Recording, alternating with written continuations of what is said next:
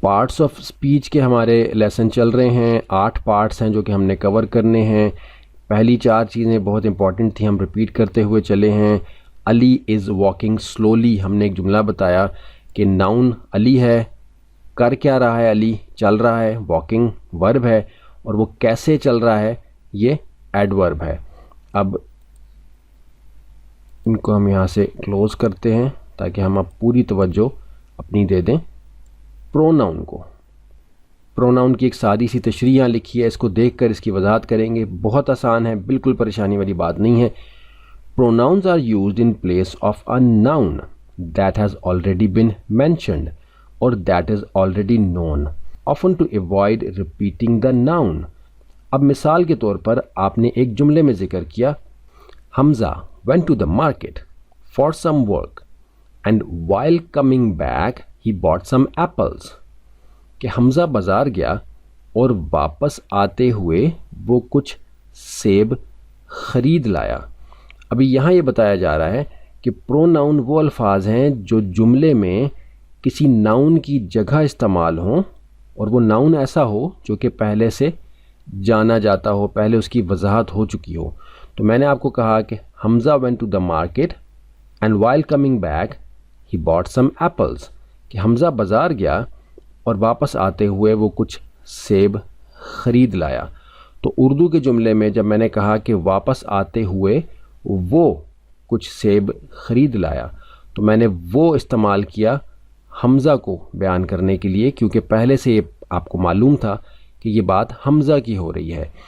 اگر ایسا نہ ہوتا تو میں کہتا کہ حمزہ بازار گیا اور واپسی پر حمزہ کچھ سیب خرید لایا، تو 2 بار نام استعمال نہیں ہوتا۔ جس طرح سے کہ ہم نے کہا حمزہ went to the market and while coming back he bought some apples، تو ہم نے اس کی جگہ ہی استعمال کر دیا کیونکہ پتہ تھا کہ یہ کس کے بارے میں بات ہو رہی ہے۔ سمپل سی کچھ ایگزامپلز یہاں دی گئی ہیں۔ Abdullah was tired so he went to bed۔ اب یہ جو ہی ہے یہ واضح کر رہا ہے کہ عبداللہ کو آپ پہلے سے جانتے ہیں۔ اگر ہم پروناؤن استعمال نہ کرتے یا پروناؤن ایگزسٹ نہ کرتا تو اس صورت میں ہم کہتے Abdullah was tired so Abdullah went to bed، تو ہم 2 دفعہ عبداللہ استعمال کرتے۔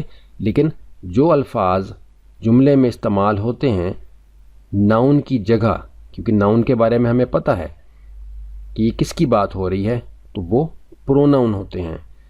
Asim took the children with him, Asim بچوں کو اپنے ساتھ لے گیا۔ تو ود ہم جو ہے، ہم ظاہر کر رہا ہے کہ یہ عاصم کو آپ جانتے ہیں، یہ ہم کون ہے، یہ عاصم ہے۔ اب یہاں بتایا جا رہا ہے کہ یہ ایک اچھا مشورہ ہے، تو that is a good idea, اس کا مطلب ہے کہ مشورہ پہلے بیان ہو چکا ہے، وہ آئیڈیا پہلے دیا جا چکا ہے، اس لیے یہاں کہا جا رہا ہے کہ that is a good idea, ورنہ اس بات کو پہلے لکھا جاتا اور پھر کہا جاتا کہ یہ ایک اچھی بات ہے۔ لیکن دیٹ استعمال ہو گیا کہ یہ گڈ آئیڈیا ہے، ہی استعمال ہو گیا عبداللہ کو ظاہر کرنے کے لیے، اور ہم استعمال ہو گیا عاصم کو ظاہر کرنے کے لیے۔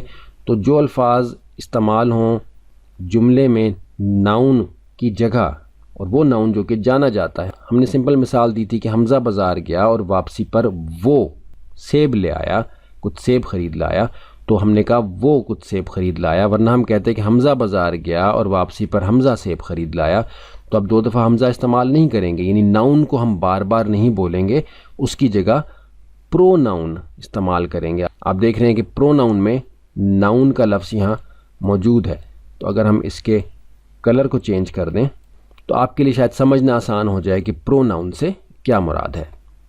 لیکن پھر دہرا رہے ہیں کہ سننے کا ہے، سمجھنے کا، لکھنے کا ہے، لیکن استعمال کرتے ہوئے پریشان ہونے کا کوئی معاملہ نہیں ہے۔